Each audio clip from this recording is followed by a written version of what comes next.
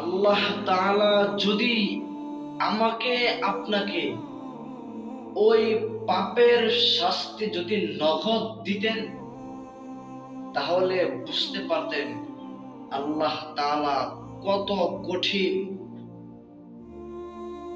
যখন আমি ফজরের নামাজ, জোহরের নামাজ, আসরের নামাজ পড়ি না, যদি আমার মালিক এই নামাজ না পড়ার যে শাস্তি যদি আমার মালিক সঙ্গে সঙ্গে দিতেন, তাহলে দেখতেন আজ মানুষ কি পরিমাণে নেককার হয়ে যাইত।